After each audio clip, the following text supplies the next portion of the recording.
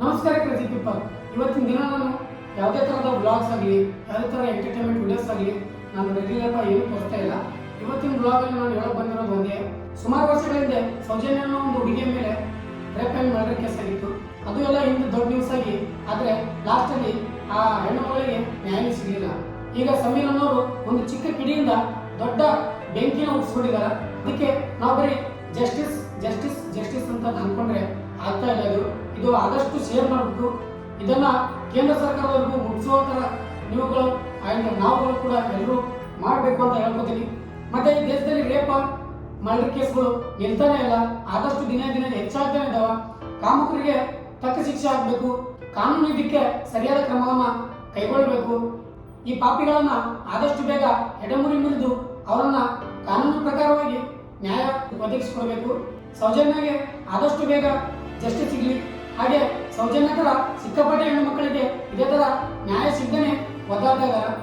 ಅಂಥವ್ರಿಗೆಲ್ಲ ಬೇಗ ನ್ಯಾಯ ಸಿಗಬೇಕು. ಅಂಡ್ ಎಲ್ಲರೂ ವಾಯ್ಸ್ ರೇಸ್ ಮಾಡಲೇಬೇಕು ಈ ವಿಷಯದಲ್ಲಿ. ಈ ವಿಷಯ ಬೇರೆ ಮನೆಯಲ್ಲಾಗಿದೆ ಅಂತ ಅನ್ಕೊಂಡು ನಾವು ಕುಂತ್ರೆ ಸರಿಯಲ್ಲ. ಇದು ನಮ್ಮ ಮನೆತನೂ ಬರ್ಬೋದು, ನಮ್ಮ ತನೂ ಬರ್ಬೋದು. ಆದಷ್ಟು ನಾವೆಲ್ಲರೂ ಒಂದಾಗಬೇಕು. ಈ ಸೌಜನ್ಯ ಕೇಸ್ ವಿರುದ್ಧ ನಿಲ್ಬೇಕು, ಜಸ್ಟಿಸ್ ಕೊಡಿಸ್ಕೊಡ್ಬೇಕು ಸೌಜನ್ಯ ಅವರಿಗೆ. ಇದರಿಂದ ಯಾರ್ಯಾರು ಇದ್ದಾರಲ್ಲ ಅವರಿಗೆಲ್ಲ ತಕ್ಕ ಶಿಕ್ಷೆ ಆಗಲೇಬೇಕು. ಆದಷ್ಟು ವಿಡಿಯೋನ ಶೇರ್ ಮಾಡಿ ಅಂಡ್ ಸೌಜನ್ಯ ತರ ಆಗಿರುವ ಎಲ್ಲಾ ಹೆಣ್ಣು ಮಕ್ಕಳಿಗೆ ನ್ಯಾಯ ಒದಗಿಸಿಕೊಡೋಣ. ಮತ್ತೆ ಈ ಕಾಮಗಾರನ ಆದಷ್ಟು ಬೇಗ ಹಿಡಿದು ಕಾನೂನು ಪ್ರಕಾರವಾಗಿ ಅವರಿಗೆ ಶಿಕ್ಷೆ ಒದಗಿಸಲೇಬೇಕು. ಇದು ಒಂದೇ ಕೇಸ್ ಅಲ್ಲ, ಇಂಥವು ಸಿಕ್ಕಾಪಟ್ಟೆ ಕೇಸ್ಗಳಿದಾವ. ಬಟ್ ಯಾವುದು ಸಾಲ್ವ್ ಆಗ್ತಿಲ್ಲ. ಗ್ರೇಟ್ ಸೆಲ್ಯೂಟ್ ಟು ಯೂಟ್ಯೂಬರ್ಸ್ಗಳಿಗೆ. ಯಾಕಪ್ಪ ಅಂದ್ರೆ ಯೂಟ್ಯೂಬ್ ಅಲ್ಲಿ ಅವ್ರು ನಮ್ಗೆ ಅವೇರ್ನೆಸ್ ಮೂಡಿಸ್ತಾ ಇದಾರೆ. ನಮ್ಗೆ ತಿಳಿದಿರೋ ವಿಷಯಗಳನ್ನೆಲ್ಲ ಅಧ್ಯಯನ ಮಾಡಿ ನಮ್ಗೆ ತಿಳಿಸಿ ಹೇಳ್ತಾ ಇದ್ದಾರೆ.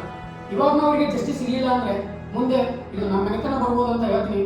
ಈ ವಿಡಿಯೋ ಮಾಡೋ ಉದ್ದೇಶ ಒಂದೇ, ಅನ್ಯಾಯ ಆದವರಿಗೆ ಜಸ್ಟಿಸ್ ಸಿಗಬೇಕು, ಅನ್ಯಾಯ ಮಾಡಿದವರಿಗೆ ಶಿಕ್ಷೆ ಆಗ್ಬೇಕು ಅಂತ ಹೇಳ್ತೀನಿ. ನೀವು ಆದಷ್ಟು ವಿಡಿಯೋನ ಶೇರ್ ಮಾಡಿ and justice for Sowjanya. Okay guys, ಈ ವಿಡಿಯೋನ ಇಲ್ಲಿ ಎಂಡ್ ಮಾಡಕ್ಕೆ ಇಷ್ಟಪಡ್ತೀನಿ. ಆದಷ್ಟು ಬೇಗ ಸೌಜನ್ಯಗಳಿಗೆ ನ್ಯಾಯ ಸಿಗಬೇಕು, ಜಸ್ಟಿಸ್ ಫಾರ್ ಸೌಜನ್ಯ ಅಂತ ಹೇಳ್ತೀನಿ.